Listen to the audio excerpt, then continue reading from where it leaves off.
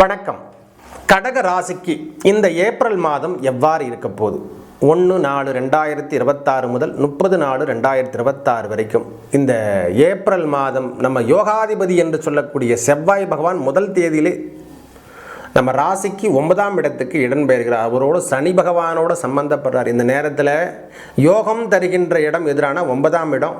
அங்கே செவ்வாய் பகவானும் கூடியிருக்கும் பொழுது நல்ல யோகத்தை தருகின்ற மாதமாக இந்த மாதம் கண்டிப்பாக இருக்கும் சுவாமி. 3ஆம் அதிபதி என்று சொல்லக்கூடிய ஒரு புதன் பகவான், அதாவது கிரகம் பதில் முக்கியத்தருணம் என்று சொல்லக்கூடிய புதன் பகவான் தான் ஹையஸ்ட்டு. நம்மளுக்கு நோய் சார்ந்த விஷயத்தில் இருந்து வந்த பிரச்சனை நீக்கக்கூடிய நாட்களாக சில பேருக்கு ஹாஸ்பிட்டலில் இது மாதிரி போக்குவரத்து, வெளியூர் பயணம், ஆன்மீக பயணங்கள்லாம் தர்றதுக்கான மாதமாக இந்த மாதம் கடகராசிக்கு இது ஏற்புடைய மாதமாக மாறப்போகுது. 14ஆம் தேதிக்கு அப்புறம் சூரிய பகவான் இடம்பெயர்ந்து உச்சத்துக்கு வருகின்ற நேரம். அதனால் இதுவரைக்கும் இருந்து வந்த பணவரவு தருகின்ற விஷயத்தில் இருந்து வந்த வேலைத்தன்மையில் இருந்து வந்த பிரச்சனை, பணவரவு தருகின்ற பிரச்சனை, இது எல்லாம் உங்களுக்கு கடகத்தை பொறுத்த வரைக்கும் நமக்கு 2ஆம் அதிபதி அவர் தான். சூரியன் தான் இந்த ஒளி கிரகம் என்று சொல்லக்கூடிய அமைப்பில் முதன்மை பெறுகின்றது.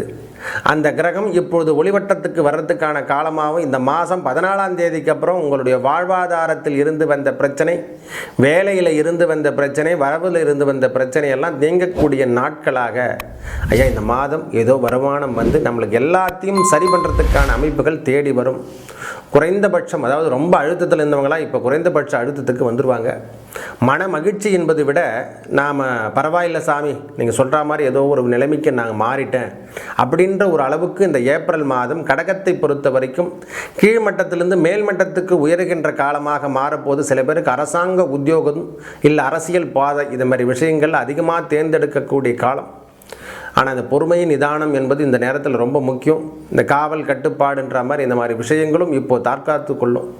ஏன்னா சனி செவ்வாய் சேர்க்கை பெறுவது 9ஆம் இடம் என்பது நம்மளுக்கு பூர்வீகம் புண்ணியம் என்று சொல்லக்கூடிய இடத்துல புதனோடு சம்பந்தப்படுகின்ற நேரமாக இருக்கிறதால பொறுமை தேவை, நிதானம் தேவை. இந்த மாதம் 14ஆம் தேதிக்கு அப்புறம் வரவு சார்ந்த விஷயத்தில் அனுகூலத்தை தருகின்ற மாதமாக கடகத்துக்கு ஏற்புடைய மாதமாக அமைய போது நல்லதே நடக்கும். நன்றி, வணக்கம்.